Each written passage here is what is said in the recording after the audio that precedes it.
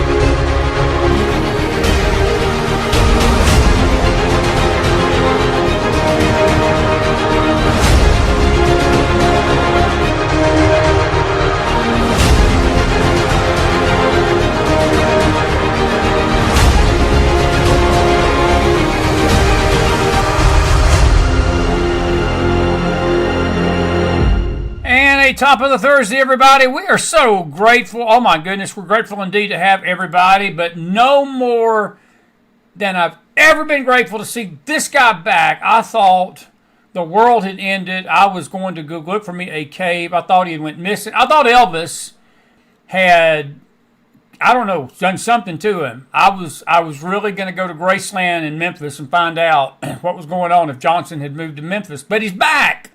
Lo and behold, Brad Johnson, the man, the legend, the former CIA operative, friend of Chris McDonald, and former economic advisor to Bernie Madoff. But we won't talk about that. We won't talk about that part of his past. Good to see you tonight, buddy. How are you? It's so good to see you back. Doing really well, thank you. Great to see you again. And if Madoff would only listen to me, he'd be sitting here with us right now. But He decided to go his own way, and that got him in trouble. Yeah, you did. I mean, yeah, you did. I had to throw that little tidbit in there. It is good to see you tonight. It's I don't want to. I know you gotta. I don't want to get into your personal business, but I know you've been traveling. It's so good to see you. I know you had a little bit of knee thing going on, and we had a lot of people ask about you while you was gone, and you have been with us really from the start, even in those days when even Brad Johnson shook his head at the stage. He was like, "What the heck kind of podcast am I on with this McDonald dude?" But we've come a long way since then. But I'm seriously, I'm making a few jokes about it tonight. It's good to see you, man.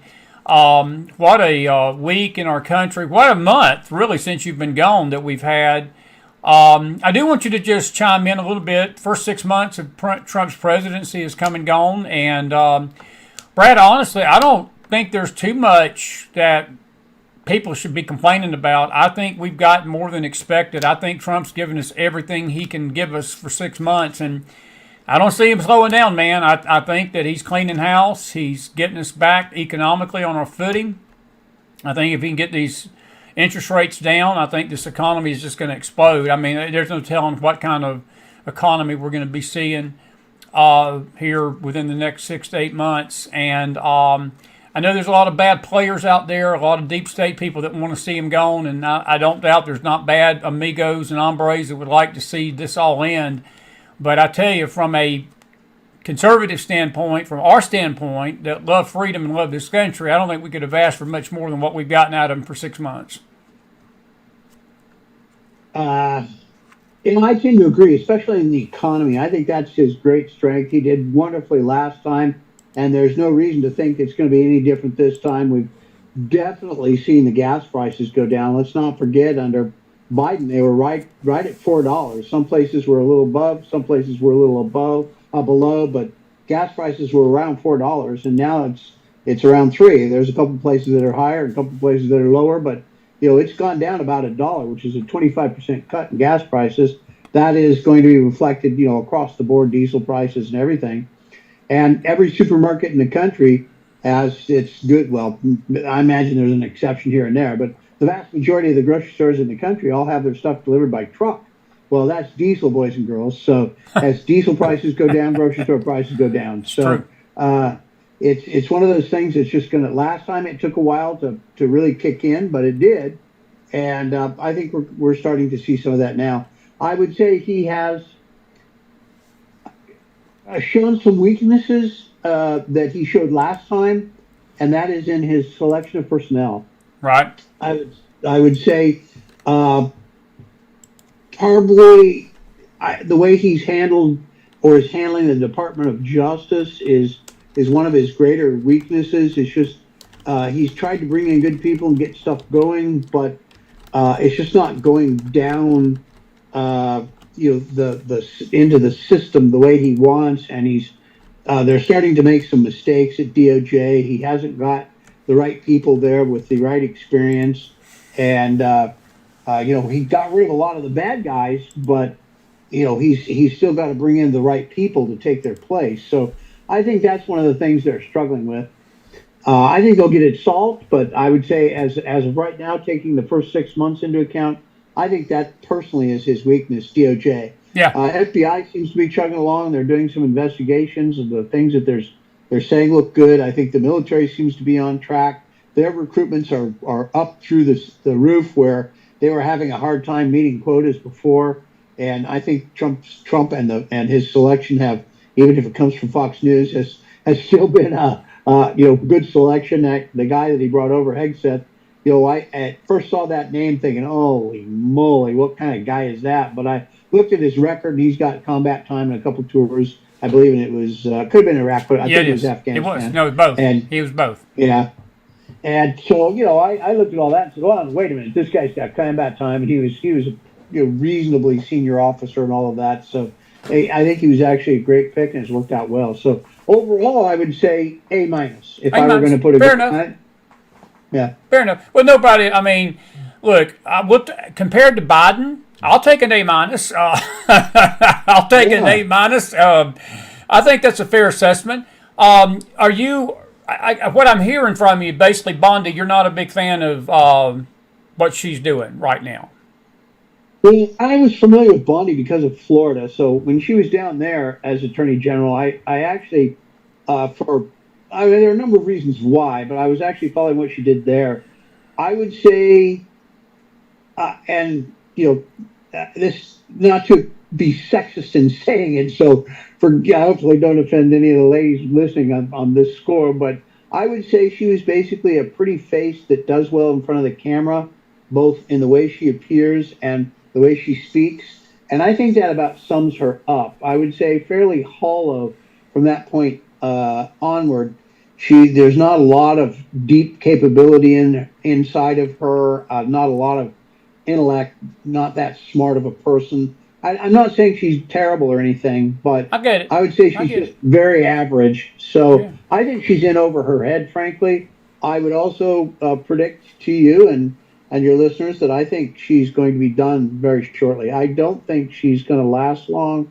I just think she's over her head, and some of the things that they've been doing are. Well, just let me give you an example. I think it was today. It might have been yesterday, but I think it was today. You remember Ghislaine Maxwell? That was the madam of Epstein. And so the deputy attorney general, the number 2 guy, went down to meet her today and had a private meeting. I mean, holy shisa. I mean, what a idiotic thing to have done. I mean, that's just so stupid. That would have been, was that Trump? Did he call that shot? I mean, I find it hard to believe that he did it. So that means it was a Pam Bondi call. And the way they prepared the meeting, it was for both Pam as the attorney general and her deputy were to go down together. In the news, the only one that actually went was the deputy. I don't know if Pam went or not. She did. I think not. She did. Yeah. So, I mean, you just have to take a look at that. The Epstein case, I mean, look, we had the pilot log that had all these names in it that suddenly, where'd that go? And, just the fact that these guys were flying to, on the Lolita Express to his island where there were a bunch of available underage girls for sex, that's something I'd like to know about those people. And apparently the list of names on that is tremendous, including former President Clinton for sure, and many, many other people. But I say put all that stuff out there. Screw all the politicians that are dirty that way. The hell with them. If they've been over there having sex with underage girls, screw them. Let them pay the price for them. Let it get thrown out on their ear. And if that wipes out half of Congress, screw it. We can do without them. I understand. No, I'm with you. People. I'm with you. I do want to ask you about that, though, because Trump has seemed to come down on her side on this. He's come down with the fact that he's all of a sudden gotten tight-lipped about Epstein, whereas before he was in that there were bad actors in this. Is there anything that you think that the list he has seen, or maybe he just maybe there was a file but there wasn't a list? I mean, or and it reminds me of what you told me maybe it was in the first year or two that we were doing shows together. You mentioned the Anthony Weiner laptop, and you told me early on that there was things on that laptop by people that you knew that was. I saw something today that 9 of the 12 cops that witnessed that laptop committed suicide. It was a figure. I don't know if it was 9 out of 12, but there was a few of those cops that they couldn't even stomach it. And I look at the Weiner laptop and the Hunter Biden laptop and the Epstein file the same way. Why is it that we never do see the ugliness? We're Americans. We can handle it. I don't care how bad it is. I'm with you. Trust me, I'm with you on this. We need full transparency. I am just curious, so is there any opinion you've got why Trump may be backing her play on this and saying there's nothing there? Well, clearly I think it's hard to make the argument that there's not some sort of cover-up going on. I'll agree. The question is, why and who's behind it. I mean, there's a lot of things that make sense that could explain it, like, that was part of the agreement that Trump made to get his big, beautiful bill passed, because that was struggling and might not have made it. So the fact that he got it done, maybe he made an agreement with some of the Republicans out there that were on that list or had gone to Epstein's Island and those sorts of things and said, I'll bury this and cover for you guys. And he may be gonna lose some of the key people he needed in the Republican Party that were going to be difficult to replace. I mean, that makes a lot of sense to me. That may be the reason why he did it. Also, supposedly, it's been reported that Pam Bondi went to Trump and said, "Hey, your name appears on the list. We don't have any details, but your name appears in these files for Epstein." And 2 days later, after that, they were saying there's nothing here. That it's all over. There's no there. All those sorts of things. Nothing burger. And so that's odd. And then now this thing with the deputy attorney general traveling down there to talk to her. I mean, that I don't know if that's ever happened ever. So a deputy attorney general of the United States of America does not go speak to federal penitentiary prisoners. He went, I think it was federal prison. He went from Washington D.C. down to Florida to meet with her. Yeah. That's never happened before, I don't think, and that's really weird. So, if I were in charge there, I'd have looked at that and said, "Absolutely not! Are you insane? Just the fact that it's you going is going to get in the news cycle everywhere, and it's being reported by everyone now. If you'd have sent a senior prosecutor that was trusted to do whatever it is you're trying to keep quiet, nobody would have batted an eyelash. Yeah. They're making some sort of deal with her. What is the deal? I don't know. Immunity from prosecution, some sort of letting her out of jail deals where she testifies, or God knows what. But maybe it's keep quiet, sort of thing. Yeah. I don't know. But the problem with that is that the only reason to send somebody down there is politically motivated. Somebody down there who's the deputy attorney general. So it's just there's so much wrong, and who is it protecting? And the Democrats were the ones that just voted to. They got three Republicans to join them to vote to have all the files. They were trying to get all the files released to Congress on the Epstein thing. So who knows what they'll get out of that? But that's passed. So they've got a subpoena to get that information.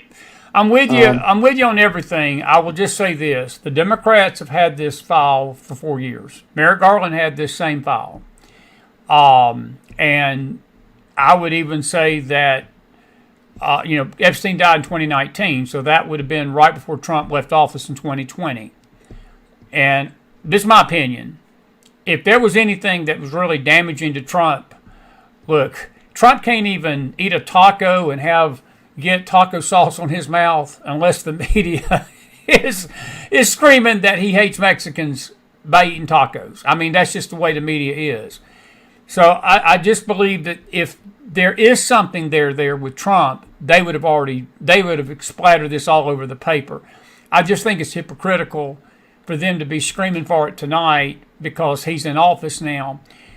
I'm with you on the cover-up, but I will say this, and I'll just leave it at this. I trust President Trump to do the right thing because, look, consider what he's went through to get to this point. The assassination attempts, the lawfare, everything they put him through in 2020, which I'm going to get to now, the 2016 Russia hoax, the impeachments, everything that has led us to this moment. I'm willing to let this play out. Look, Brad, when you get down to it, I'm with you. The issue to me are two things. If there are high-level politicians having sex with underage girls, they need to hang. They just do. That is pedophilia. There is no debate about that. But to use this right now, I mean, I think that this is just me. We got a dead pedophile. Ultimately, it's about Jeffrey Epstein and Ghislaine Maxwell. I'm with you on the Bondi thing, and that's where I was trying to go with this, is that Bondi has handled this in the worst possible way she can as an attorney general, I think. Agreed. And on the flip side of this, we've got this Russia hoax doc that Tulsi Gabbard has revealed now that Barack Obama was the head of the Russia hoax issue. Because really, I look at the two things paralleling, but I see them intersecting here because you've got a true crime. You've got, not that Epstein wasn't a true crime, but you've got something tangible. You got a document. You got a presidential brief on December the 8th of 2016 that said the Russians could not hack into our elections. Literally said it in black and white. and there was only one machine in Illinois that was in question. But because Barack Obama hated Donald Trump's guts, and he wanted to do anything he could to throw a shade over the Trump presidency, and really, I don't think we'd ever seen anything a previous president doing that to an incoming president, but they did it with Trump. He basically twisted that intelligence, and Betty, this is up your alley because Mr. John Brennan was the ringleader in this. The CIA was at the edge of the sword in this. I'm just curious how you feel about all that tonight, because I don't know if it's going to raise to treason. I probably already know the answer to this because I know Trump, the recent court hearing says that Obama's got immunity anyway from what he's done. But do you think this low-hanging fruit, these other players, the Obama players in this, are going to be in legal jeopardy? Because is that not illegal, what they did? Or is it just one of these things, it sucks, it's immoral, it's unethical, but it doesn't raise to the level of criminal acts? Where does Brad Johnson fall down on that tonight? Because I want to tie this together because I believe it's tied to Epstein in some ways, and I'll share that with you in a minute. But let's go to Obama a minute. Where do you stand on the Obama stuff? Well, I think saying Obama was the head of it is a little bit of hyperbole. Was he informed and aware? Yeah, I'm pretty sure that would be true. But to say that he was the head of it, I don't think that's true. I don't think he had anything to do with the planning or implementation. I just think he was informed along the way and was, yeah, I hate Trump, go ahead. I think that would be a more correct description of it. But I've said this before. You and I have talked about this before, Chris. They're not going to go after Obama. Even if he is guilty of treason, they're not going to go after him. And the first black president and all that, politically, they're just not going to do it. So, and I'm not, we've had this discussion before, as I said, but I'm not sure that would be what's good for the nation anyway. So, however, on to your second point or part of this, are the other people, in some danger criminally for some of this stuff? I would say, yeah, almost certainly. I don't see how that could be anything but illegal in at least 10 different ways. So,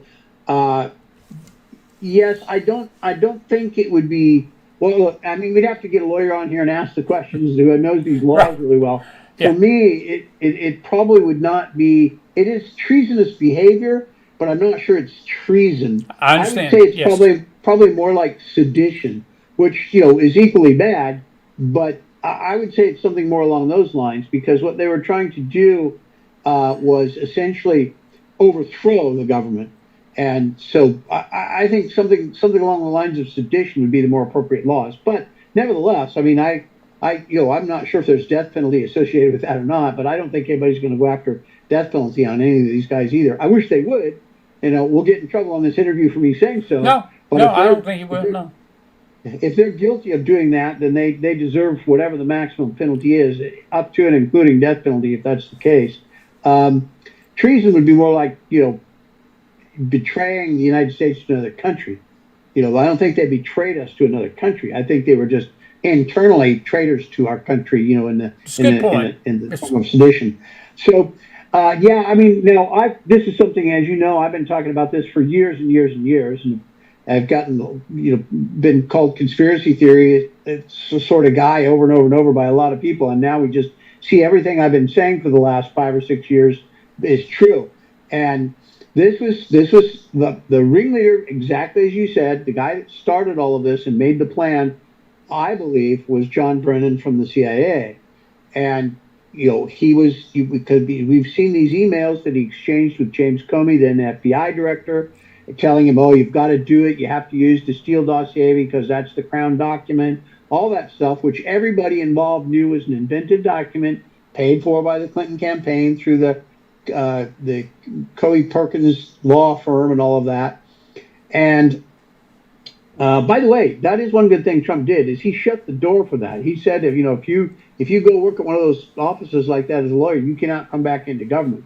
So he's kind of shut the door on that back and forth between Coey, Perkins Coey and then coming back into government and then going back. So that is a big win, I would say, for the American people. But that's basically how that all worked. I mean, Clapper was involved in this, and Clapper, I guess, is the correct pronunciation. But that guy, he was involved in all this stuff too, and lying to Congress about how they surveil Congress.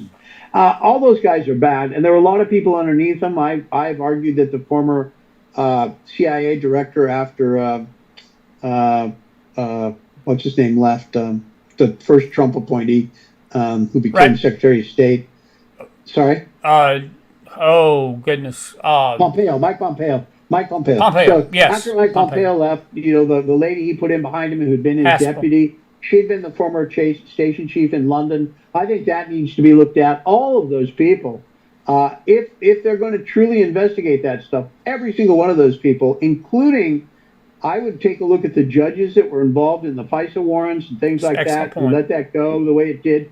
Personally, I think all of them should be investigated criminally, and if they're guilty of anything, put them in jail at the absolute minimum. If you ever want to stop it from happening again, that is the only way. If you make them pay the price, they won't do it again.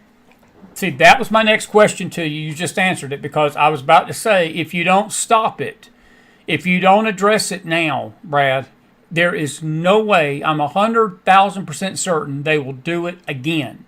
Because there will be, hopefully, another Trump in our future. Hopefully, if the war tarries any length of time, and this country goes on for another 20, 30 years, I don't want to go back to the Biden years. I don't think anybody out there does. And these individuals that are giving Trump an F, I'd like to ask you a blunt question. Just explain to me, define an F compared to what we had previous to 4 years. I mean, I don't know if you're smoking meth tonight or not. You give me a break. But the issue, Brad, is that whenever you get these deep state elites and politicians like Obama and Clapper and Clinton and Brennan and Comey, Page, Stewart, McCabe, all of these, and they had the media basically doing their bidding.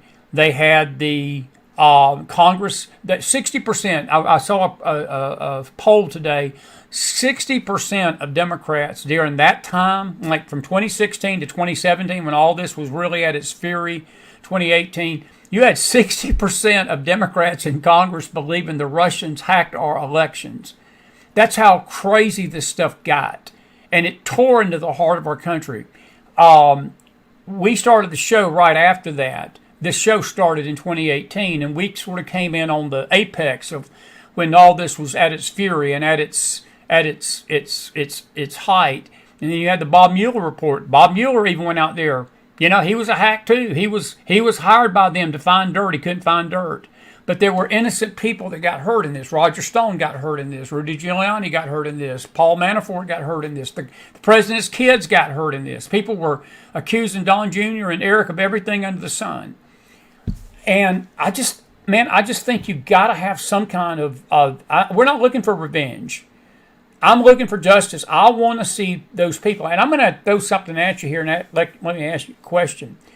In that list of people you just mentioned that need to be investigated, would it be fair that maybe we need to look at what Jeff Sessions and Bill Barr knew? Because they were privy to this same report. I mean, was they not? Were they not privy to this same information? And Jeff Sessions is not a dumb man, Brad. At least he's not supposed to be dumb. I've got my own personal opinion about that. But my God, the Attorney General of the United States could have looked at this. A fifth grader could have looked at this and said, this is a bunch of bullshit. And they didn't. They let Mueller and Rosenstern do their thing. I look at John Durham too, because his was the John report Durham. That he was. Yeah, I agree. All of those people should be looked at too, because if they were covering this stuff up, they need to pay the price for it as well. Is there anything surprising in what Gabbard put out there that you didn't see coming? I don't know if you've had time to read all what she's put out there, but was there anything in these press conferences this week and all this revelation about Obama that surprised you at all? Was there anything that you really wasn't aware of that you say, oh my God, 8 years later, look at this? Because I know you stay on top of this stuff pretty good. No, not really. I would say everything that was there was, the 90% of it is stuff I've been saying for years. You have. Absolutely. It's coming out from somebody else. So, I mean, basically they've caught up to, what we really all, anyone who was really looking at it, who was involved enough to understand what they were saying, I think all pretty much agreed with what I was saying. And now it's filtering through to the point where there's enough investigation and information coming out. And you've got people like Cash Patel at the FBI saying, well, we're investigating this, and there's a lot coming. there's going to be more. Just wait. It takes us time to grind through the process, and the legal process is slow. The investigations are slow, so it does take time to build a good case, and they have to be rock solid if they're going to go arrest the former FBI director or the former CIA director or the former director of national intelligence and things like that. They need to be on rock solid ground with a really tight case, and totally so that agree. Takes time. Well, let's just say that James Crapper, known as Clapper, who is really a crapper, he told Caitlin Collins today he's already lawyered up. So I think there's some folks that are a little nervous tonight. Adam Schiff's a little nervous. Letitia James is a little nervous. There's a lot of folks in D.C. tonight that are a little nervous. In fact, those earthquakes that you hear in the general area where you live, I don't think it's earthquakes. I think it's people running for sewers and running for cover in D.C. tonight. That's just my opinion. Got a question for you, though. This is one of those mind-blowing McDonald moment questions. This is going to be a good question. In Brad Johnson's humble opinion, what will it take? Look, I think there's enough out there already. If what Tulsi Gabbard put out there, and all she's done is just unredacted the files. It's right there in black and white. I mean, you don't have to draw much conclusion of what was done and what was actually said and what they did. But in your opinion, is there something that's missing in what's been reported so far and seen so far? What would it take for this thing to basically blow up and all of them be in jail tomorrow? Like you mentioned the Ironclad case. In your opinion, what will it take to get to that point? Is there enough now? Or do you think that she needs to uncover and reveal more than what's been revealed? Because I just get this sense these people are smart that she's dealing with and that Patel's dealing with. They're not dealing with novices, Brad. They planned this stuff for a long time. They've covered their tracks. And, I was listening to Trey Gowdy last night, and he believes that even the players, the Obama players, some of this stuff, statute of limitations, you're going to be stretching it, and he's not sure that even they're going to be prosecuted. But what's your thoughts on that? Is there something that's still out there that needs to come out, and what would that be? Short of Obama and Hillary on the kiss cam at a Coldplay concert. I had to throw that in there. Oh God, yeah. I'm not sure I can get that image in my head now. I don't feel too good. I might have to go. The information that's out there on what was done is more than enough. They just have to be able to prove all of this stuff. There's a couple things I'll say. There's nothing that ever completely goes away in government. So everything that was there is there. They think these guys don't know that.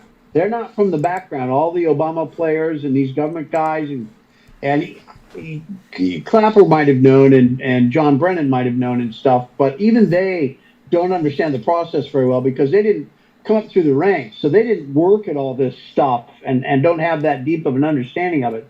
But nothing ever goes away. There's always files that keep it someplace. I'm not going to go into any detail on that, but everything is there. So if anybody says, "Oh, those files are all gone," I don't care who you are, you're DOJ or whatever, or FBI, and you think that's true, call old Uncle Brad here, and I'll get you clued in to where to start to look.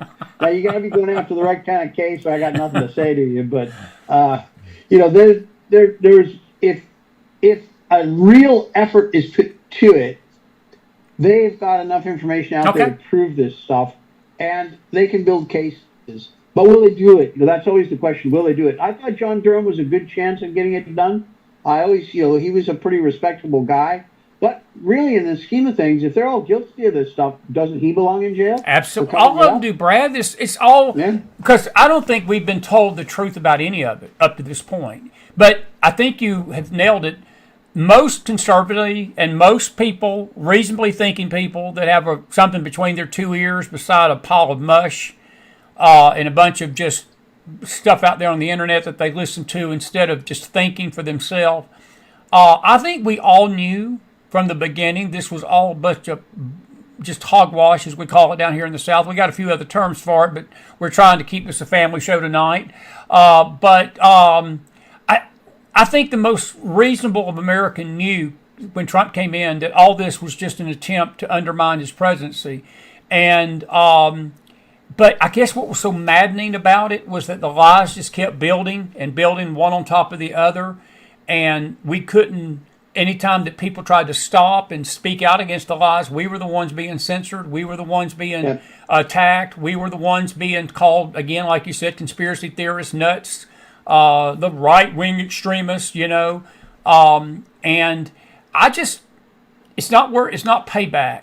But I just think that there's a breath of fresh air. I think there's people taking a collective sigh of relief tonight to say we were not wrong. We were right. We were right. We've been right. Trump's been right about this. Trump was right about most things, everything, to be honest with you. And I just hope that whoever it is, and if it can't be Pam Bondi, get her out of there, put an attorney general in there that will do something. It's just my opinion. That is one of the reasons why I think Matt Gaetz, they were scared of him so bad. That's why they went after him like they did. Because, see, Matt Gaetz would have probably lit a torch. I put it like this. If Matt Gaetz was the Attorney General tonight, I got a feeling that Obama would be getting a knock on his door about 4 o'clock in the morning like they did Roger Stone. They would have Newsmax, or they would have some kind of Gateway Pundit or one of these conservative papers out there with a camera with their eyes like they did Roger Stone. I just can imagine what Matt Gaetz would have done. I'm not saying he was going to be the best Attorney General, but I think for this that they're dealing with right now, you needed a Matt Gaetz. You needed somebody that had the guts to go through with it. My feeling is I don't know if Pam Bondi's going to have the stomach for this. I just don't. I just, my opinion. What's your thoughts? I think it's a question of. I hate to be mean to the poor lady, but because I don't think she's all that bad. She's just not all that good either. I think it's a question of just pure brain power. I just don't think she's got the wherewithal to be able to dig in there, and she's just not professional enough. Doesn't have enough legal background as a prosecutor to really go in and put these cases together and be effective in a really big way. So I think they have to replace her. Matt Gaetz, by the way. Matt Gaetz is one of the guys who got in trouble for basically hanging out with young girls all the time. I know. They were over 18. I've met him a few times. He was a pretty good guy and a great speaker and all that sort of stuff. But if there was a Republican that I guessed might have jumped on that Lolita Express, it wouldn't surprise me if he was one of them. Because like I said, he got in trouble because he was hanging out with young girls all the time. Well, again, he denies that. We'll see. But my point is, you had to have somebody like him that had that bulldog mentality, because they sure were spooked about him, Brad. Look, the bottom line is, I heard all the stories about him and all that, and he's from Florida, and, I just didn't hear a lot coming from Florida. That it was all coming from the Beltway, all those accusations, honestly. And I just, me and you, you're in that Beltway area, and if a politician, I put it like this, when they're throwing mud on a politician, like they did Matt Gaetz, that's usually because they don't want them in there. They've done it to everybody that they've tried to stop. And I look at this, and it's interesting because they did the same thing to Brett Kavanaugh, but they didn't do it to Neil Gorsuch. They did it to Brett Kavanaugh, but they left Amy Coney Barrett alone.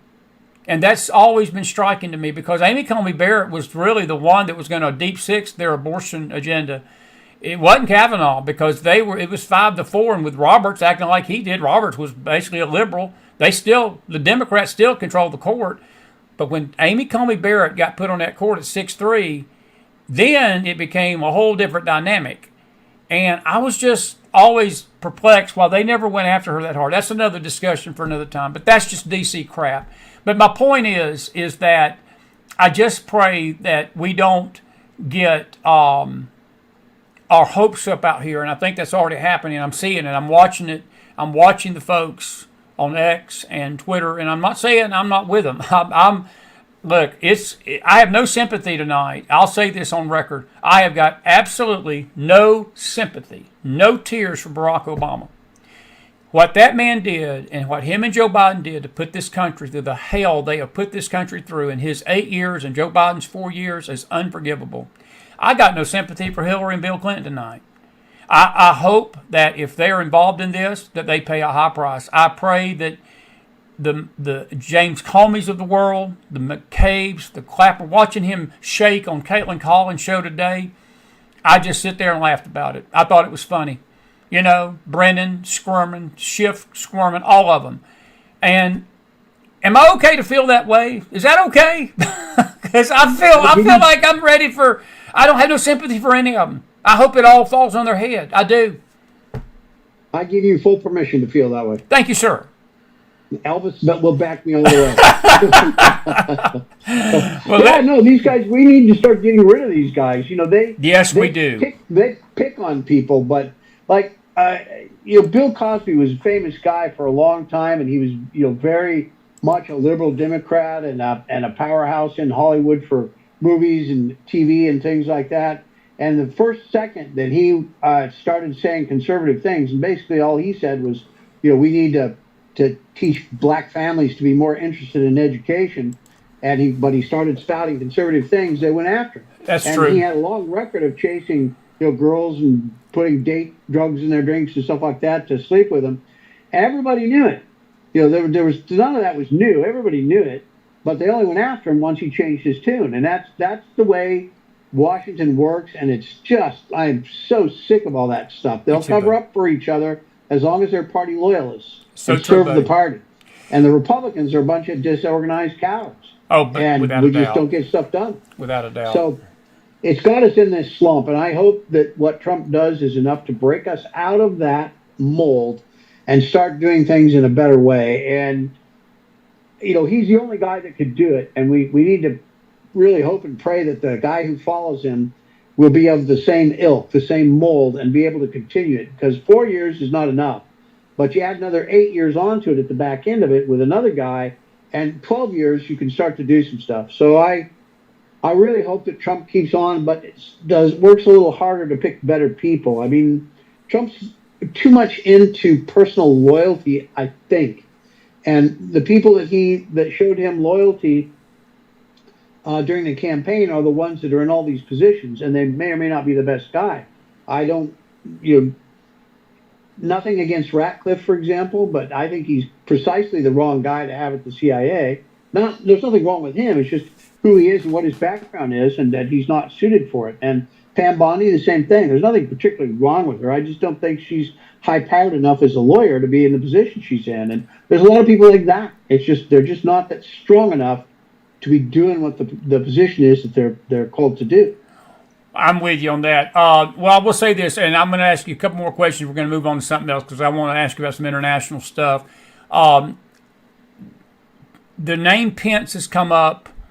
Ratcliffe's name actually came up because he was in the middle of all this too, because he was on a lot of these committees in the House and the Senate when all this was going on, and there just seems to be this trail of when we're seeing the truth, and the questions are just out there that why didn't people see it then? Even though I believe they did see it, they just didn't do nothing about it then. So I'm with you 1,000,000% on this. Let me move on from this because we'll just have to play this out. Since you're back, we'll have you back on next month, and we'll see where it's at then. We'll see where it's at then, and we'll go from there. I do want to ask you, since you've been gone, we have been introduced to a socialist Marxist, a Marxist socialist, however you want to call him, an Islamic Marxist is a better word for him, up in New York. This is Omar Mendami. When Brad Johnson got back from his little break and he heard that New York City had basically put this 33-year-old Islamic Jew-hating Marxist on their ticket as their Democrat representative, what was your thoughts about this? This kid scares the hell out of me, and I'll tell you why in a minute more, but what's your thoughts on him? I think one of the first things he's going to do is allow no-go zones, and we're going to start to see foreign-controlled territory within the United States. And if there's anyone stupid enough to think that's not going to be exploited by enemy powers, they're just absolutely insane. They're one of the guys smoking the meth you mentioned earlier. This is what we've seen happen in London. England is basically, they've been going around the toilet for a long time, and they're getting to the very bottom there and about to be pushed out through to a place they don't want to go. And we've seen it in London where they had a mayor of that ilk, and we're going to see it again here. I think it's a dangerous sign. I think we have a lot of problems in how we do things as conservatives for elections and stuff. But I think New York is actually ripe for the picking. I think somebody can turn New York if they're willing to throw some money and ground game into it. Because I guarantee you, a lot of the people up there are sick and tired of this crap. And a lot of the people that are still left there aren't native-born Americans that have lived their life there. They're foreigners that have escaped other places where life is bad too and dangerous to come to New York to see it all happen again. So it has to be presented the right way. But someone going in there smart with some money can flip New York. I think New York City could be flipped to vote conservatively. And Rudy, gosh, I've forgotten his last name. Rudy, who was the former prosecutor there, and Rudy Giuliani. Yeah. When he was there, he was a Republican. Now, not super conservative, but he was still a Republican, and was very popular. So, I mean, it can be done, and I think now it's never been riper than it is right now to do that. And I think there'll be a lot of pushback forming with the way this guy handles stuff, because he's going to screw it up. Yeah. Scale of 1 to 10, what's your thoughts of his chances of winning? 10 being the greatest, 1 being the least. I would say 8. Wow. You don't think that Adams or Cuomo, either one, will pull enough votes to beat him? I don't. Wow. Is there anybody that do you see that could beat him?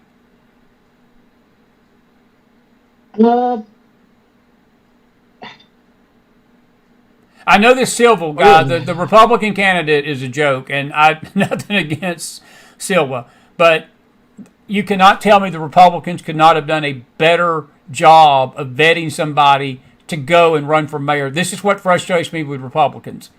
You have got the biggest city. Brad, this city is not just the biggest city in America. This is the biggest city in the world. Commerce, the economy, Wall Street, UN. I mean, New York is the hub of the world when you get down to it. And the Republicans put a guy with this is not personal, but they put this, I call him a junior varsity candidate up. And then this kid comes in with all this social media presence and this big smile, AOC energy, and all of a sudden people wake up one morning, oh my God, the sky is falling. We're about to put an Islamic Marxist in power. Well, dadgummit, if you didn't put a sick, weak candidate up against him, you wouldn't have this problem. Because what's going to happen, I don't think the people want 4 more years of Eric Adams. And I know they don't want 4 more years of Andrew Cuomo. So where do they go, Brad? Where do they go? They're going to run to this kid. They're going to run to this kid. They're going to run to that kid, and that kid has got organization behind him, too. Yes, he does. Good ground game and things like that, if I understand correctly. So I think he's a leader. I just think he's going to do it. Cuomo's a worn-out name, and I just think they're tired of everybody else. So they're going to, as you say, they're going to run to the kid because they don't want, the old way. So the new way with this kid's going to be a lot worse. But again, the Republican is not set up to do a good job. They don't, they're not picking the right guys. The problem is, part of it's the Republican Party. The Republican Party is lazy and inefficient, and it's all basically, on the local level. You've got a few good Republican parties, but the vast majority of them are crap. And part of what I do is I go around and campaign for people. I've done a lot of stuff in different places. Montana in particular, just because that's probably gotten more publicity over time. But I'm very active there. And you look around and you start to see these Republican parties. You can tell the ones that have got their act together and the ones that don't. And the ones that don't tend to get their rear end handed to them all the time. And they're not out there scouring around looking for good candidates, putting good campaigns together. And even if they do find one, then they abandon him because they're going, well, he's not going to win anyway, so we're not going to give him any money. But not only do they not get money, they don't give them voter results from previous elections and things like that. They don't give them that information so that they can go canvass the people that voted Republican last time and try to get donations or support or volunteers and things like that. They don't help them at all. That's the problem. And they like I said, there's a certain just self-destructive nature to all this. Those voter rolls, who voted Republican, belongs to the Republican Party. Same Democrat too. I mean, if you vote Democrat, that information belongs to the Democrat Party, and they're not obligated to share that. But a candidate that's been around a while or that they support will get all of that information, and it's invaluable because you know who to send letters to, you know whose doors to knock on to get support and things like that. And they just don't do it. I was helping for a while here in D.C. a conservative candidate, and the Republican Party chased her down, made her do it, signed her up, and then went away. They do that all the time. Absolutely. They do that all the time. All the damn time. At least give them a chance. You know, maybe it's not going to be money because they like to hold on to their war chest for a better occasion, and I'm sure they're buying themselves lunches and stuff too. But you know, they can at least share information with these guys and give them some sort of chance, but they don't. What is I'm sorry. Ahead. What is the ripple effect of this if he gets elected? You mentioned, explain the foreign soil thing to me. What is the ripple effect of this? Because I just see a very bad foreboding, not just for New York City, but for this nation. And look, Trump's already out there saying that he will do everything he can to fight against what this kid's trying to do. Now, look, I'm hoping that cooler heads prevail should he get elected, that somebody with some sense in his office will say, look, you can't turn New York City into a communist hellhole, which is what he's promising to do. But let's just say he goes through with all these campaign promises, Brad. What is the domino effect of this? How does this affect the state, and then by extension, what's going to happen to the nation? Is it setting a precedent for this? Because there's another guy in Minnesota. There's another 30-year-old, 20-year-old kid in Minnesota following the same path. He's in Minneapolis, and he's from Somalia. How are these foreign-born people getting on these tickets, man? What is going on in our country? Well, you know, the Islamic fascist type people, the hard left Marxist militant Islamic extremists are very organized. They have money, and that makes a difference. So they're the ones picking out these candidates, and they're picking out, you know, young, well-spoken people that can make a decent candidate, and they've got money and organization behind it. That, you know, who else has that? And in the Democrat Party, they don't even really have that in a lot of these places. And don't forget, Minnesota, there's a lot of, you know, Islamic extremists in Minnesota. It's kind of known for that sort of thing. So there's a base of support already in place. And if you can bring even 10 or 15% of the voting population is guaranteed to be in your corner, that's a big leg up. You know, he doesn't have to worry about winning that many votes. So it gives him a big advantage, and that's why we're seeing this start to happen. And they've had successes. What is that? What do they call the AOC and those other ladies squad. there? The squad. Yeah, the squad. You know, what's the squad? You know, those candidates that they put up are the same thing. They're nothing different. The only thing is that they put up women in those. So now they're starting to put up men. It's all organized, and this isn't something that just happens by accident. This is by design. And what's now the ripple effect? Now, you know, what they've done all over the rest of the world, which is why I say, you know, that's how it's going to work here, is they, for politically correct reasons, they start to create zones that are safe zones, right? That's the word that everybody's been using, safe zones. So they need to create a safe zone for the Muslims that are in the area. And then that safe zone, well, we're going to start to control it. We're going to have Sharia courts, and we're going to have our own Sharia law enforcement on the street and all that. So this is a no-go zone because it has to be a safe zone. So we don't want New York City policemen in this area because we're policing it anyway, so it's getting policed. So that's not the problem. So you coming in is the problem. So they'll start with those safe zones. Once it's a safe zone, basically that's a territory used by anybody who wants to use it, you know, that comes in with money. The Chinese wants, you know, the Chinese, we busted a bunch of they had law enforcement offices, Chinese policemen in the United States and all these offices around the United States, and they finally closed a bunch of those. I'm sure there's still some more left. But what's to stop the Chinese from putting one of those in that safe zone? You know they're going to do it, you know. So just any bad players are going to be active in there doing what they want because the police don't go in there at that point. So it's a gateway that opens. It's like putting a portal, you know, in in the center of New York City to start bringing in every bad player on the world stage. Are they going to be funneling money in there? Yeah. What else are they going to funnel in there? They're going to be able to do what they want to do. And we've got these different underground banks that they use and things like that. So it's one of those things that's like, I don't know. The term that comes to my mind is if you sleep with dogs, you're going to wake up with fleas. And it's one of those situations where it's going to get nasty. You may not know exactly how, but it's going to take it down the toilet. Is this an Islamic takeover of America? Is this part of this overall arching thing that we are literally being taken over by the Nation of Islam? Well, yeah, I think it is. I mean, it's an active plan to do so, and I think they're acting on it and trying and making progress, and it's done, as they always do. It's incrementalism.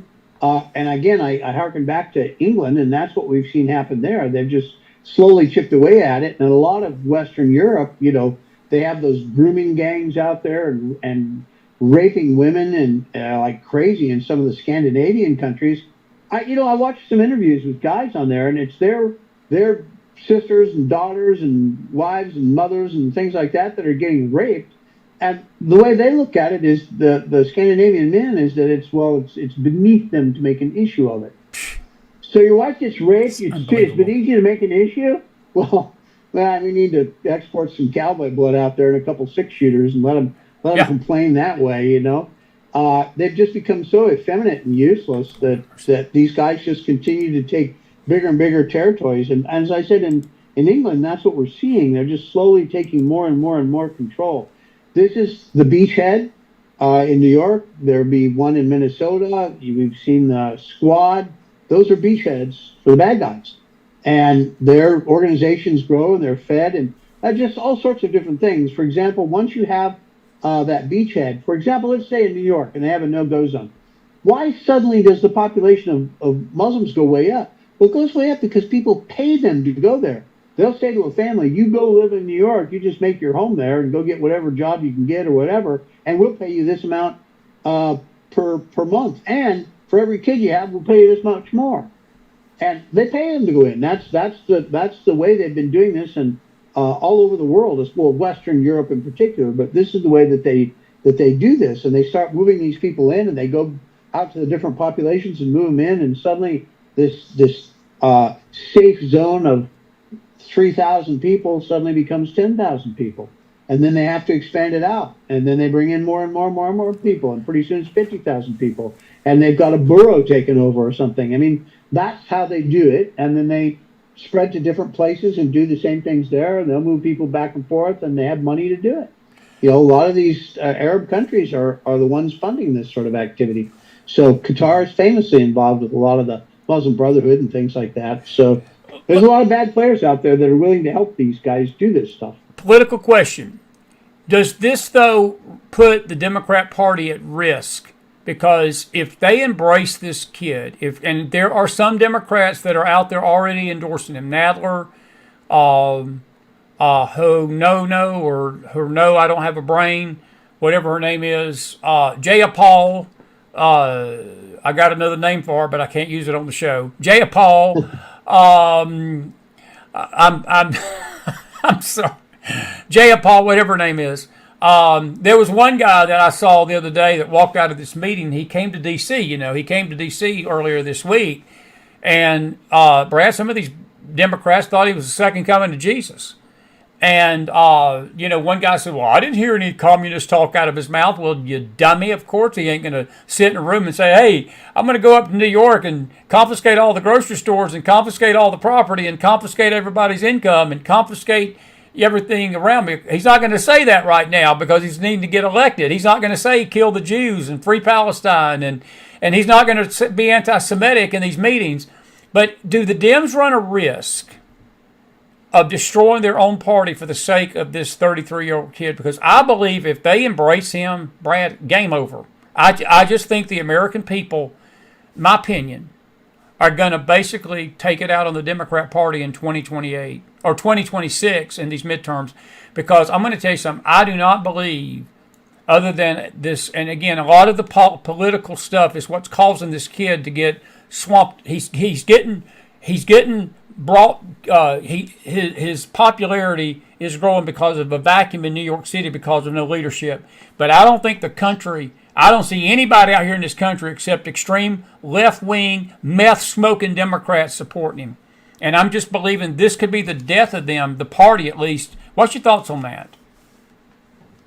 I think it's going to be damaging. I don't doubt that a bit. If you look at AOC as sort of the one of the early harbingers of this sort of candidate and election and the results and so on, she's damaged the Democrat Party in a lot of ways, and yet she's still considered like one of the heroes of the left. And it's interesting, in hearing her speak, oh my God, I don't think I've heard so many ignorant sentences strung together as I have hearing her speak. I don't know if she's just stupid or just her education was so weird that she doesn't know any better, but yet she remains popular in her district. And she's was greatly disliked by Nancy Pelosi during the period when she was speaker and so on. And they had some tough talks with each other, but Nancy Pelosi put up with her. So I think the old guard Democrat Party is just going to do what they've always done, and that's put up with these guys. And I think, yes, they're sowing the seeds of real serious damage to the Democrat Party. I think that's why we're seeing people turn to Donald Trump and candidates of that nature, where a lot of people are really tired of this stuff. And James Carville came out and said, we got to stop with all this, weird language and stop saying all that stuff. And, nobody likes that crap, but knock it off. And it's just all that. They're trying to create a new language and, many aggressions and big aggressions. And I have to, call you, I guess I'd have to call you Sis Chris, wouldn't I? Or Chris Sis. I'm not sure how that works. I'm not very politically correct. So they're trying to get you to put all that stuff in there. If I speak to somebody, I have to say, oh, I'm heterosexual. It's like, how's that anybody's business? I really don't care who all you all want to have sex with. But let me tell you this. Just because they don't say it don't mean they don't believe it. And see, that's what's so chameleon about this guy. That's what makes him so dangerous to me. Because now all of a sudden, he's saying, well, I'm not going to say free Palestine no more and for Palestine to the sea. He goes on these television networks, well, I didn't know that was offensive to the Jews. Of course he knew it was offensive to the Jews. He's anti-Semitic. He's a Jew hater. And let me just say this to the people of New York City tonight. If you're Jewish up there, you better pray to God, to the God of heaven, that this man does not get over your city. Because, Brad, I think that's going to cause a mass exodus of people. I think that the Jews, we've never seen this in our lifetime, that you would literally have somebody that would be pro-Hamas, pro-terrorism, anti-ICE. He's already hinting he's not going to let ICE in, the police in, community policing again. And then he goes on these shows all of a sudden, well, I really didn't mean that. I didn't understand what that meant. And again, this is how the Dems do. But Carville's statement is hypocritical. Because just because you don't say it, don't mean you don't believe it. And I think that's where your point is well taken. I think people are beginning to see through the crap. That just because they stop saying it, don't make them a different party. Because if they got back into power, Brad, they put every bit of this stuff back on the country. They've put on it for 4 years and longer. And I don't think that any of us out here believe otherwise. That's just my opinion. The Democrats for decades have gotten away with not being judged on their actions. They're judged on their words. And of course, their words are inconsistent with their actions, which is why for all of us, we consider them hypocrites. I mean, I don't know any conservative that doesn't look at Democrats and go, well, they're all hypocrites. I mean, they're full of crap. They say one thing and do something else. But for the Democrats, for a liberal, I mean, that's okay. For these Islamic people, it's quite similar. They have a word for it. Taqiyya is the word. It basically means it's okay to lie to the enemy essentially.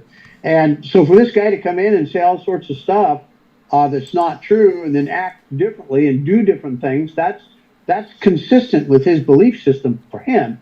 So it's zero problem. There's no moral quandary over it. Where like I said, for conservatives, it just doesn't work that way. And which being able to freely lie all the time is a big advantage. Fighting it with the truth is it requires more work, to do Right. all that sort of stuff. But that's what we're faced with as conservatives. Yeah, it's gonna be a real problem up there if he gets elected. Which, like I said, personally, I think it's headed that way, and I would say that there's a strong case. I mean, something could happen to change that, but that's the way it looks to me right now. Folks, we are watching a very special McFiles Thursday night. We're grateful to have everybody. I got my dear friend Brad Johnson. He hasn't been with us in a while. I'm going to keep you about 10 more minutes. Can you hang in with me 10 more minutes? I'm going to take a few questions for you from the audience. Is that okay with you? As long as you promise not to say anything about Obama and Hillary and some kids campaign like that. Well, Keep I that won't. off the No, subject matter I had to throw that in. I thought that would be the smoking gun or smoking guns. I figured that would be the tipping point. But folks, if you got a question, a sensible, reasonable question for Brad, please put it in the chat or a statement. I'll read it to it. Good to see everybody. We've got a record crowd tonight. Good to see all you folks out on X tonight. We're grateful for you. If you Facebook folks, good to see you. Rumble folks, good to see you. Good to see all of our YouTube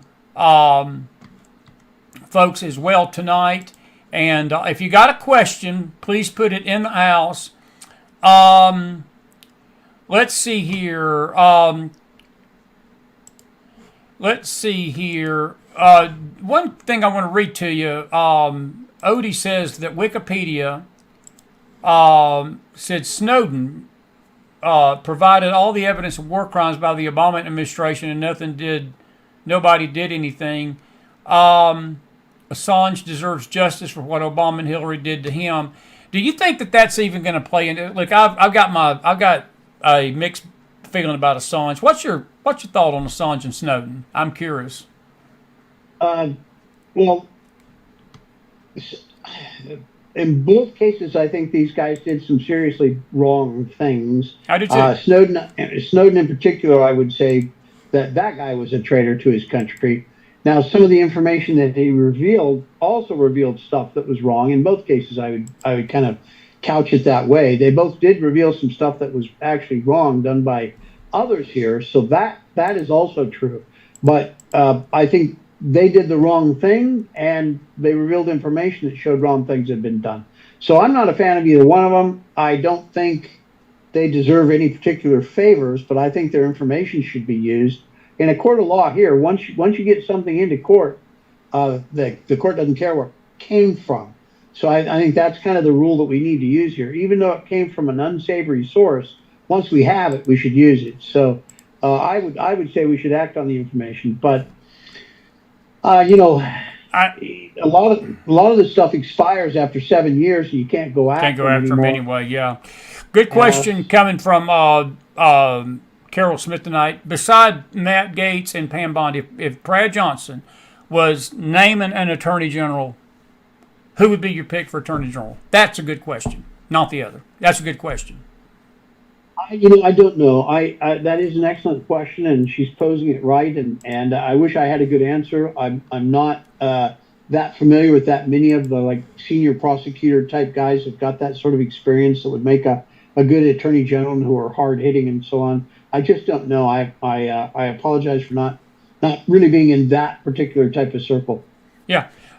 Any guess? Anybody that you would just throw out there?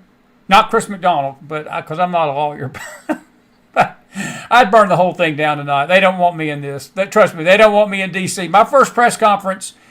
See, I'd have you as my CIA head. You'd be my either CIA director or my national security advisor.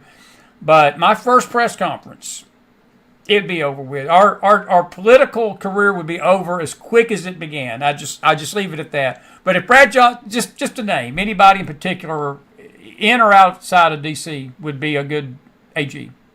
Do we have any left? Do we even have anybody out there that would be a good AG? No. I just really, honest to God, don't have a name for you. I'm so sorry. Oh, that's fine. Make a comment. Go ahead. No, go ahead. I'm sorry. No, I was just going to say, go ahead. The other question, I've got a couple of good ones here. Geraldine Fagan, do you think they destroyed many Epstein files before Trump came back into office? Now, that has also been a good question too, because that has always been the common wisdom that a lot of the Epstein stuff, the reason the Democrats didn't talk about it in 4 years, they were too busy burning everything up and destroying it. What's Brad Johnson's take on that? It's not a bad question.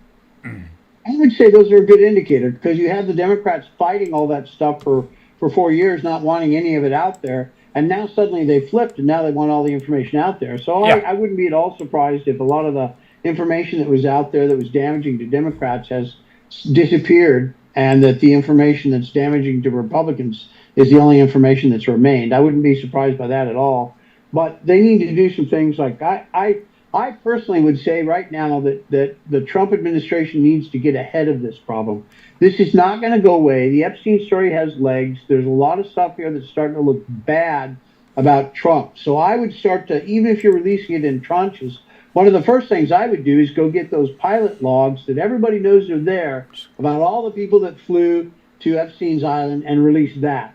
That is going to keep the press busy for 6 months.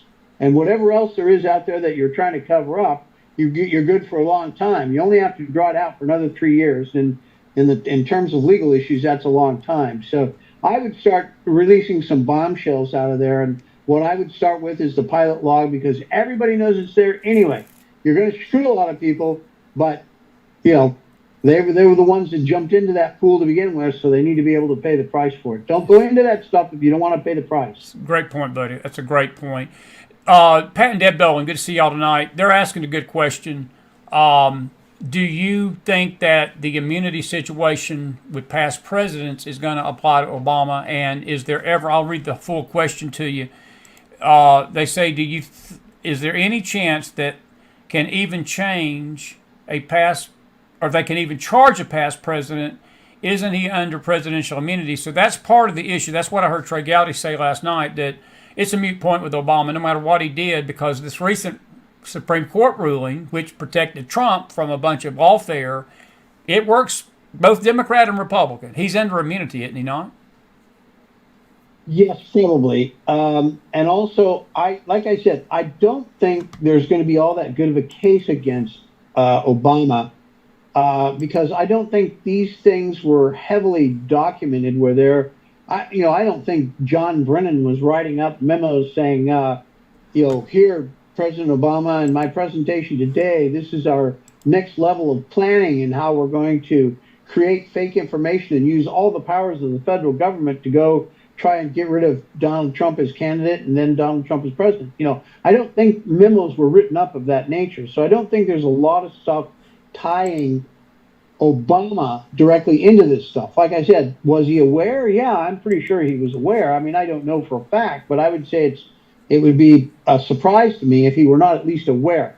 But proving that and having the data points for it and all that, I think is difficult. So the way that it works, you cannot you can't prosecute him for any activity that he did as president that were within the realms of his normal presidential duties. Exactly right. Yeah. So he's completely safe within that realm. Now, if he went out, and I'm just pulling some weird, stupid example out of the air just to use it, but if he went out at night and it turned out he was a serial killer and started murdering innocent people, he has no protection for those sorts of illegal acts. So if he did some, pretty blatantly illegal act unrelated to the office of the president, he could be prosecuted for those sorts of things. But like I said, I just don't think you're going to come across anything like that. I don't think a case is going to be built against him. I don't think people would even really try to do it.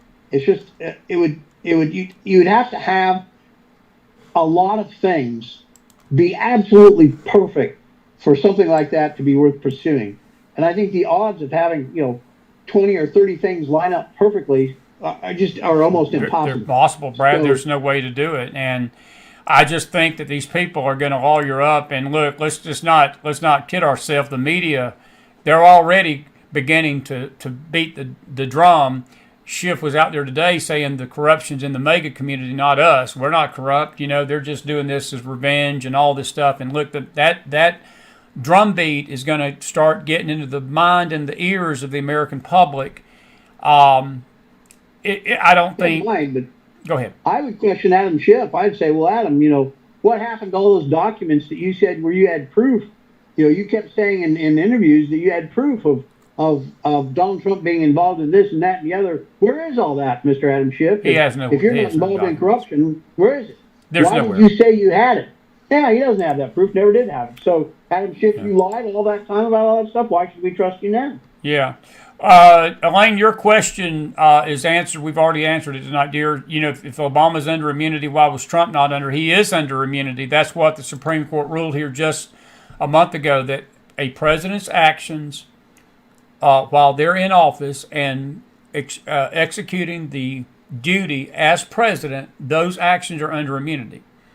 Yeah. When you leave office, that's a whole different ball of wax because you're no longer president. But the Supreme Court has already come down on Trump's side on that too.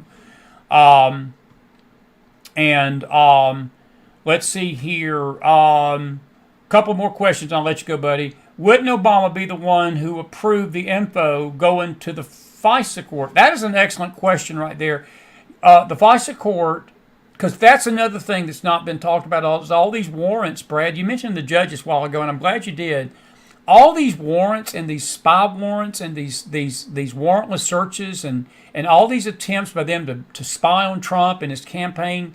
To me, I hope that's what's coming down the pike. That they form a paper trail of these memos to these judges, because I'm believing that may be the smoking gun that may tip this thing over even more. But what about that? Would it have been Obama that gave the FISA court the okay to go spy on Trump, or was that John Brennan's job? Or whatever. The FISA court is basically a handshake between intelligence and law enforcement. So all that stuff that was done was the information was, in theory, developed by the CIA and moved through the FISA court system into the hands of law enforcement so they could act on it. Now, those are I don't know of a case where any of those were actually briefed to the president. In this case, it's a little bit different, but those are signed by usually the chief or deputy chief of DOJ and FBI.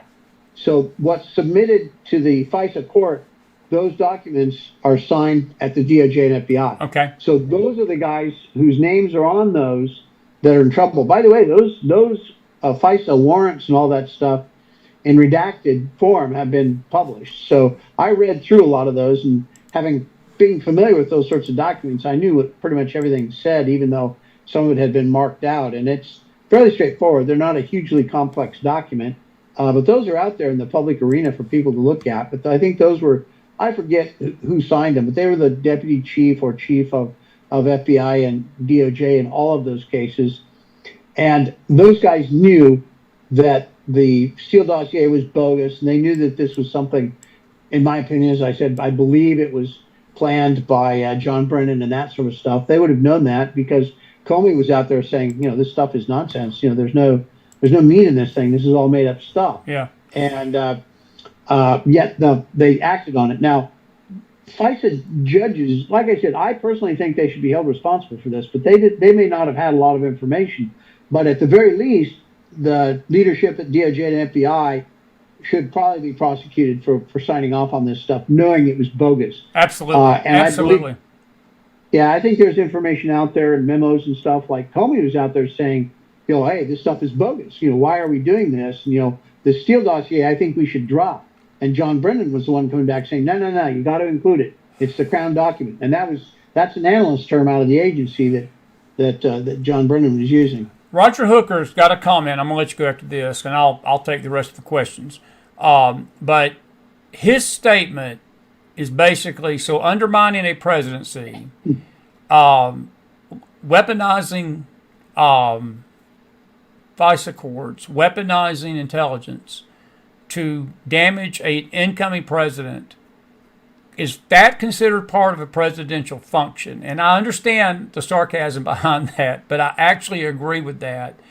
Does this immunity thing cover anything he does as president? And Jenny, to your question, he was still president when this happened. President Trump had not been sworn in yet. So Obama would have been president when all this was going down, up to January the 21st of 2017 when Trump put his hand on that Bible.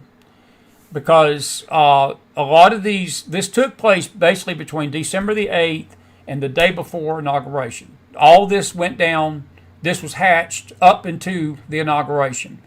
Roger Hooker's point, and I'll let you wrap us up on this tonight, is well stated. Is it fair that his actions, though under the covering of presidential activity, and I shouldn't say is it fair, nothing's fair in this world, but it's just one of the things we got to suck it up and realize that, yeah, actually it's going to be covered under this immunity clause. You think that's what's going to ultimately happen with this? That even though we may not like it, it sucks, we're probably not going to see the head of the snake get cut off. Because, and by the way, the individual that asked who's the head of the snake, Brad, has pretty much made it clear tonight he believes it was John Brennan, and I tend to believe that too. And I believe that Obama, even though he approved it, John Brennan was the soldier, the army soldier that carried all this mess out and really was the general. But that's just my point.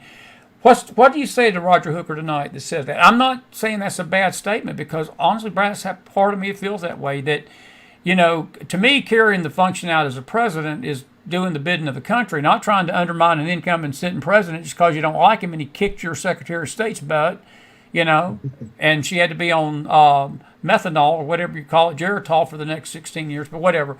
What's your thoughts on that as we wrap it up tonight? I don't think it'll get that far because I don't think that happened that way.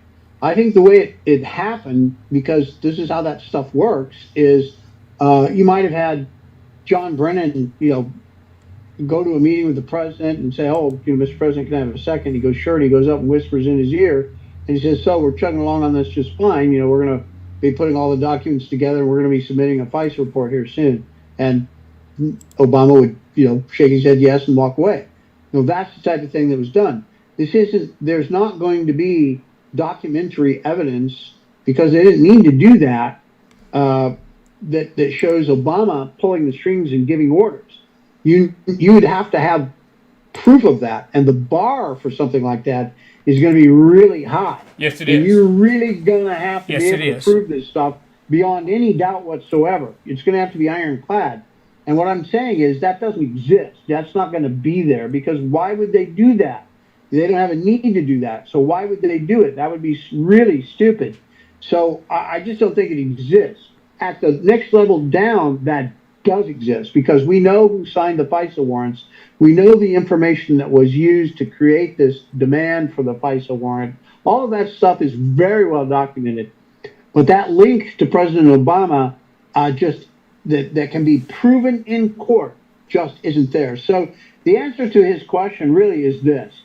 If you could prove that Obama gave those orders, made those decisions, and it was carried out specifically at his orders, if you could prove all that, then absolutely that would not be covered by his immunity as President of the United States, because that would be illegal activity, just like going out and being a serial killer at night and killing innocent victims. It would be the same exact thing. That would not be covered by immunity.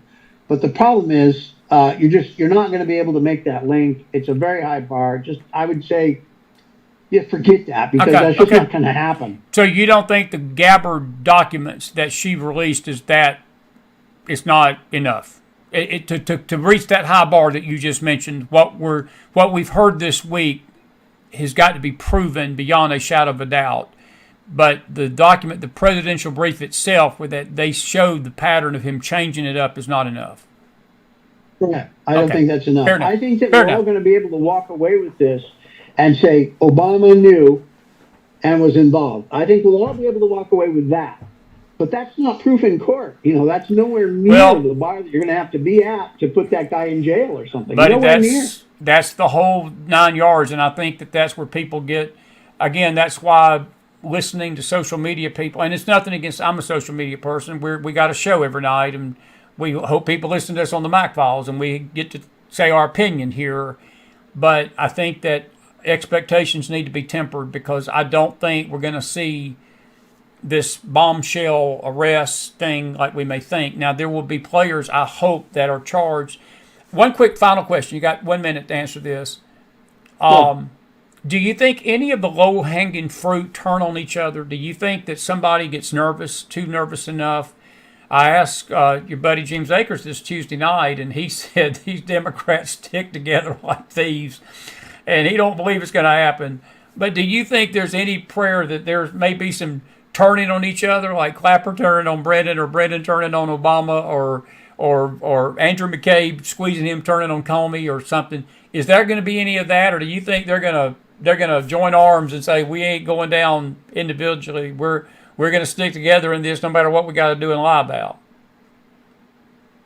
No, if you go to McCabe, by the way, was one of the guys that signed at least one of the FISA warrants. I remember seeing his signature on there. Now that you mentioned his name, so I think if you went to McCabe and you had a really good case against him, and you laid it all out in front of him on the table and said, "My friend, you're going to go to federal penitentiary for the next 30 years, or you could help us put these other 10 guys in jail." I think you'd have a guy like McCabe who's always had a relatively soft life. I mean, I think he'd be crying like a baby, within 10 minutes and confess everything. I don't know if you ever,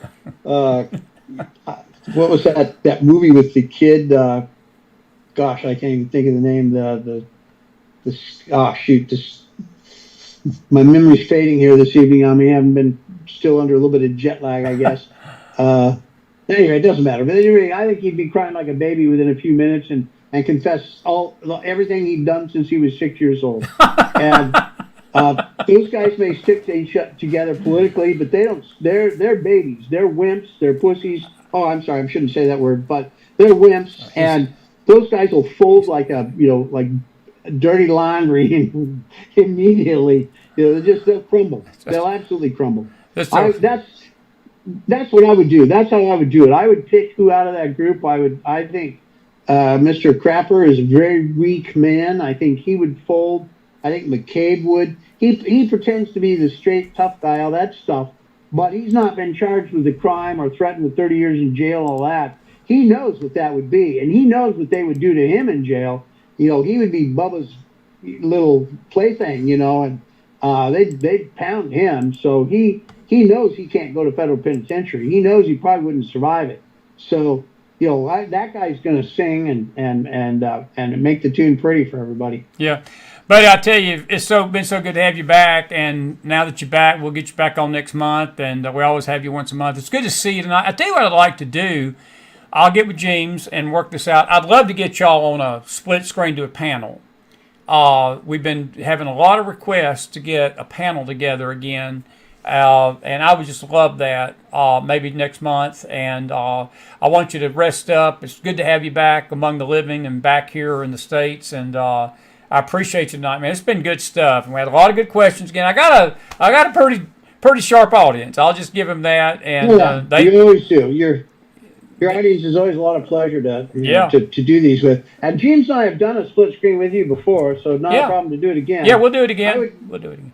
I know you always let me do a finishing thing, so I'll just go ahead and do that right now because I know you got to run. But the movie was The Goonies. And in The Goonies, it's an old movie filmed out on the coast in Oregon. And it was all those kids. And in one of the kids, there was the little fat boy that got captured by the criminals. And they wanted him to confess. And he was crying and going on. And he said, I remember that. Goonies, da-da-da-da. And there was that scene. I think that's what McCabe would be within 10 minutes. Is right out of that Goonies movie, that little chubby guy that was in that movie confessing everything. What did Elvis do? Did you take Elvis with you on the vacation, or did he stay there at behind your garage there thing where you got him hid? I'm just curious. I'm a fairly strict guy to be around, and what Elvis said is, no, you go take your vacation because I need a vacation from you. So he stayed here and enjoyed the solitude of not having me, chase around him and behind him and make him clean up. But for those of you that don't understand that, the very first time Johnson was on my show, the first question out of my mouth was, "Do you have Elvis hidden behind there?" Because the rumor was Elvis is alive. There's a brick wall right there. Yeah, there's a brick wall right there, and I claimed that he had Elvis hiding. But it's always a pleasure. I'm going to say goodnight to these folks, and listen, may God bless you. praying for you. And listen, it's good to see you again, more than you'll ever know. It's been a great show tonight, and we'll be in touch, and I'll have you back on soon, man. And I'll see you soon in person. Stakes on me this All time. right, Chris. Look forward to it. Have a good night. I look forward to that. All right. Take care. Bye. Brad Johnson, everybody, put some fire in that house, and we're grateful for him being with us tonight, and we want to thank you all for being with us. We're going to go another 15 minutes. I'm going to address a few of the comments myself in the thing and go from there. Elaine, you mentioned Watergate. And I'm glad you did. We brought that up on the radio show this week. We brought it up Monday night. We brought it up Tuesday night. Look, these same Dems tonight that are covering for Obama, they were the ones, and a lot of Republicans sold Richard Nixon down the toilet. And Richard Nixon, all he was basically trying to do was protect his people. And really, you got down to it, it was over a cassette tape. It was just over people breaking into the Democrat National Convention, and I'm not saying it was right, but when you compare that to the subverting of our government and the subversion of the United States government and sedition and the the absolute attempt to destroy the Trump presidency there in that first term, that's not apples for apples. But history has trashed Richard Nixon left and right. You can't find too many favorable comments ever about Richard Nixon. I personally think Richard Nixon was a good president. I personally think that he was just protecting his men. I was 9 years old when this happened, and my parents were heartbroken over what happened to him. And he basically spent the rest of his years in bitterness. He died in 1994. I was actually in California that year visiting some ministry friends, and it happened when I was out there, and his library is out there. His wife, Pat, they started a alcoholic addiction center in her name. His family went through literal blow from that Watergate hearing. And by the way, the instigator of the Watergate hearings was none other than Hillary Clinton. She was right in the middle of all that. She was the one pushing for his impeachment. And she was a young law clerk in D.C. then. And so it's amazing how turnabout is fair play tonight. Look, I'll just say this about all this, folks. I wouldn't be getting my hopes up to see quick justice in this. I would not be getting my hopes up to see Obama in a jumpsuit or before a, whatever. I'm telling you, I think that it's going to be damaging to the Obama brand. It's going to be what Americans have been needing to hear. Now, these other people, like the players, I'm not so sure there won't be criminal charges against them. I just hope, I think what Brad described there at the end tonight, that is my hope, that they turn on each other. Because if they start turning on each other and coming up with the goods and spilling the goods, that's your proof. That's the proof that Brad was talking about that you need to put them all in jail. Let's hope they do that. I'll just leave it at that.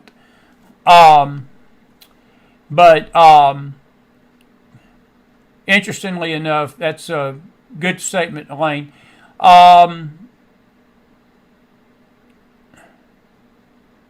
Anyway, a couple of other things. Jenny, I know that Obama lived in D.C. and ran an office there. All that's noted. Folks, I'm no fan of Barack Obama. What that man did to our nation, it was not. He only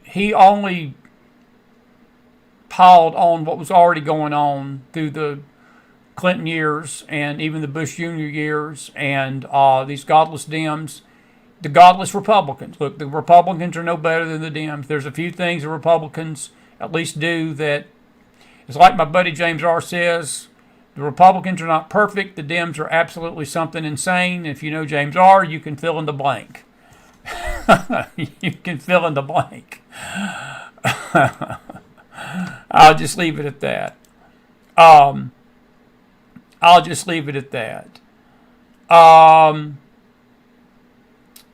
Anyway, so good to see my dear buddy tonight. He was I'm so grateful he's out there in the chat room. Brad, so good to see you tonight, man. What a great job. We don't have many guests that I look forward to more than Brad Johnson. Honestly, I mean that. We're friends, and we've always been able to joke around with each other, and we always have good conversations behind the scenes before we come on the show. And we've had some steak dinners, and he's just a good buddy. He's just a good man, and he served his country well, this country well, and but his insight is spot on. And by the way, I forgot to mention his website, intelreform.org. Go to his website. He keeps things updated there, and you'll get some of his briefings there, and I encourage you to go there. It's really good stuff. I'm looking at other things. See if there's any comments. Folks, don't be telling me who to put on a panel. I've said it to you before. Don't get yourself blocked. Don't get yourself blocked. I love you, but don't get yourself blocked. We'll put on who the panel we want to. But anyway, let's see if we got any other questions tonight. Zella, your statement, it was sedition, betrayal done domestically. Treason is betrayal from a foreign government. Very well said, and I think that's what Brad was saying tonight. He was absolutely saying that. You just basically confirmed what Brad said. It is sedition. Treason would have been if Barack Obama was basically working behind the scenes with the Russians or the Chinese or the North Koreans to, and just like this assassination attempt that Trump, there was rumors that the Iranians were behind it. We still don't know who was behind it. Thomas Crooks is dead. Sure can't ask him, can we? But and his body's been exhumed. But yeah, that's a good point. One well taken. And he was working domestically. He was working domestically, and there's still forces working domestically to take down the government tonight. It's sad, but it is the truth, and it's still going on. Anyway.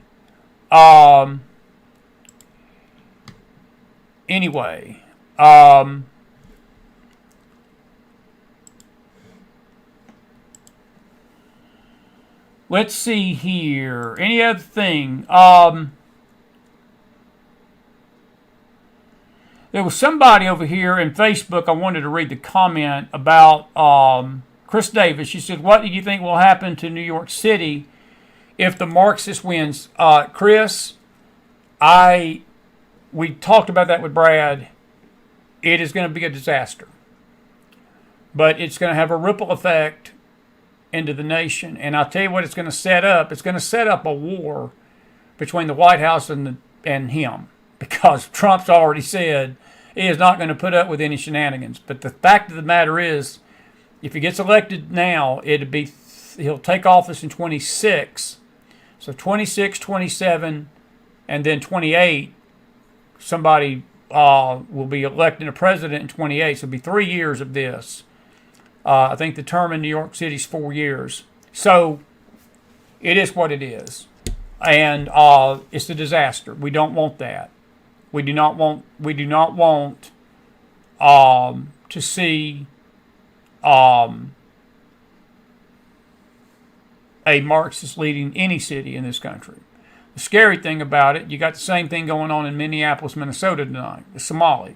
Now, he's not as popular and he's not as social media savvy as Mandami, but he is very likely in that liberal state of Minnesota. He's got a chance. He's got a chance. Look, I just hope cooler heads prevail in New York City. I just pray people come to their senses. I just pray the Jewish population comes to their senses. They got enough Jewish votes to make sure this don't happen. And I know that some of you don't like to hear this, but sometimes, and in this case especially, you're going to have to hold your nose. I know that we don't want to hold our nose. I know that it's not the best, and I wish we had better choices for you, but you don't. And I don't know if the Republican's going to get office. I don't have a lot of hope for him. It's either Adams or Cuomo. And I'm almost wondering if Cuomo's saying in it just to undermine Adams. And Cuomo is a vile individual. He is a vile individual. But he is going to split that vote with Adams, and that's going to probably cause Mandami to walk in. It's going to cause Mandami to walk in. It's going to be bad. It's not going to be good. Not going to be good. Anyway, let's see here. Any other questions? Any other questions? Good to see everybody. Good to see everybody tonight. We've got a great crowd tonight. Still got a great crowd tonight. Wow, we're up to 356, almost 400 people. What a Thursday night. What a Thursday night. Brad Johnson. Somebody asked the question earlier in the chat about Hulk Hogan. Tonight, Hulk Hogan,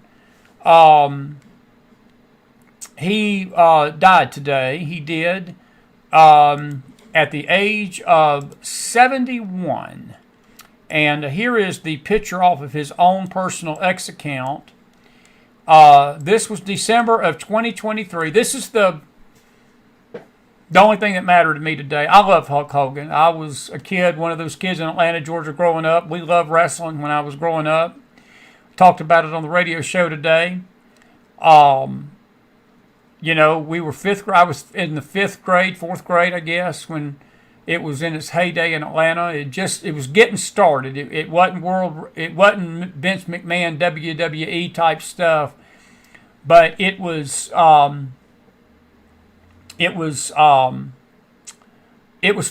entertainment, and I never will forget our health teacher busting all our bubbles. I remember us kids talking about certain wrestlers, and Ric Flair actually got his start in Atlanta, Georgia, with Gordon Soley. It was called the National Wrestling Association, NWA, and it was really where it all got birthed. And then Vince McMahon came along later and took the World Wrestling Federation, WWE,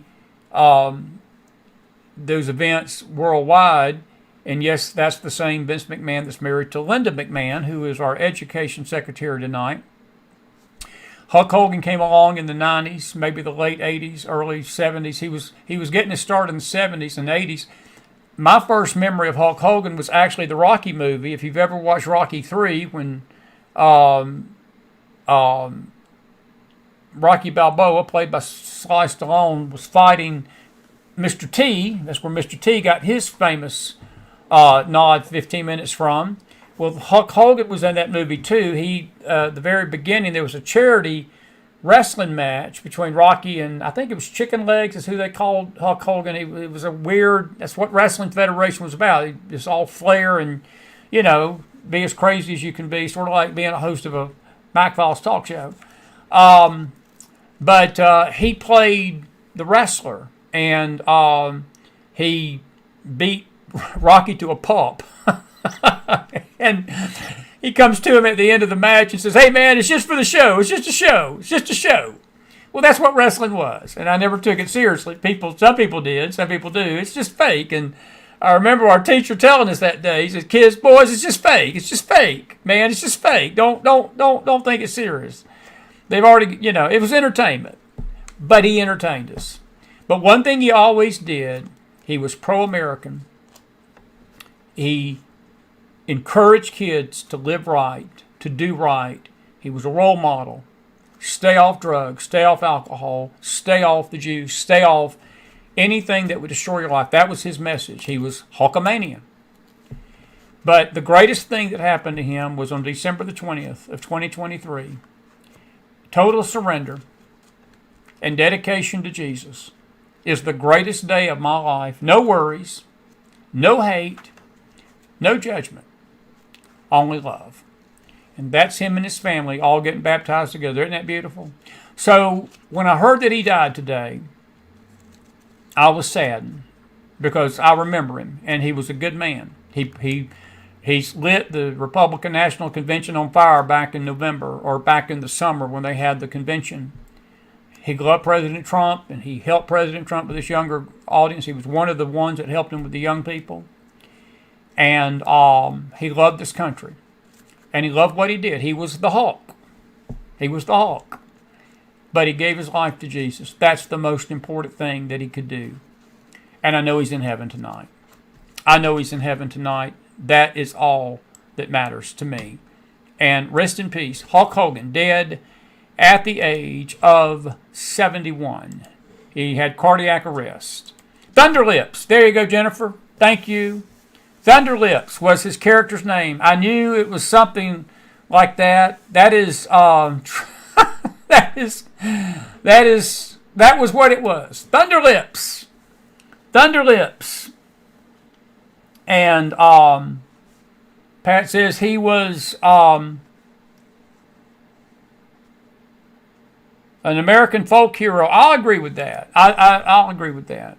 He was part of our culture. President Trump even said so today. President Trump lost a friend. He was dear friends with the president. And our prayers to his family tonight, Sky and his children.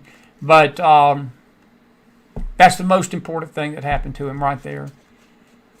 And I'm sure that he's meeting his Savior tonight, face to face, and they're having a long talk. But even before he got saved, I will tell you, Hulk Hogan did everything he could to influence our young people for the good. He always did it for the good, as far as I knew. I never heard of anything unless there was stuff out there. And in this crazy, toxic, slanderous world, I'm sure somebody will go find something that he did that was bad. That's how people are. It's sick.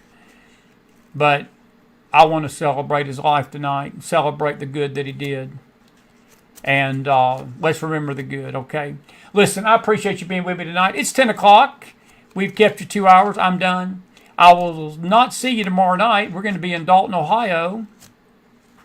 And we've got a great weekend of faith coming up at the Dutch Event Christian Center, Dutch Event Kitchen Center, I should say.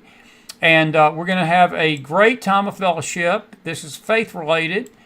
And we'd like you to come and be with us. There's the address, 14278 East Lincoln Way, Dalton. We're going to be dealing with the end times, but we're going to deal with spiritual warfare this weekend.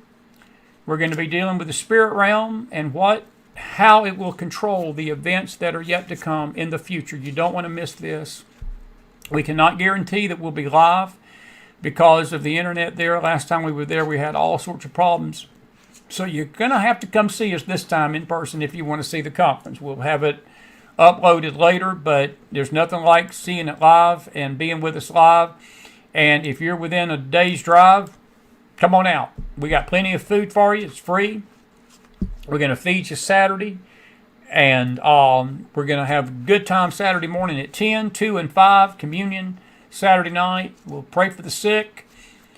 And we're just going to have a good old time together. Talk to Stephanie Amos today. And we have got a lot of people coming. A lot. And I am excited about coming back. This is our third time here. And all you folks in Eastern Ohio, Southern Michigan, West Virginia, Eastern Kentucky, plenty of time. Come on up. It's just even from where I'm at, it's less than a day's drive. It's drivable. Come on, Eastern Indiana, Michigan, Southern Michigan, even Wisconsin, Southeast Wisconsin, all in that area of the country, the Upper Midwest. Come on out and be with us. We're just east of Columbus, about an hour. And you don't want to miss this event. It is going to be a wonderful time together tomorrow. And please come and be with us at the Dutch Kitchen Event Center. You won't be disappointed. And I'll see you now. We may come on late tomorrow night on a Facebook Live. Because the way this crazy world is, there is no telling what's going to happen tomorrow. And just for you, Jenny Castellanova, one time tonight, because I've not been able to play it yet. Elementary, my dear Watson. It's elementary, my dear Watson. And one time, just for you, Jenny. Do you understand the words that are coming out of my mouth? Just for you. Just for you. And we're grateful you've been with us tonight. Put some fire in that house. And folks, I wasn't meaning anything by the comment about the panel, for goodness sake. But I'll just leave that alone. I don't want to ruin a good show. Listen, I love you tonight. We're thankful for you. be blessed out there, and hope you can be with us in Ohio, and we'll see you then. But have a great, great evening, everybody. And we lost our song there, so we're going to just go out with the outro, and we'll leave it at that. Listen, be blessed out there tonight, and have a good one, and we'll see you back here Monday night. Until then, McDonald out.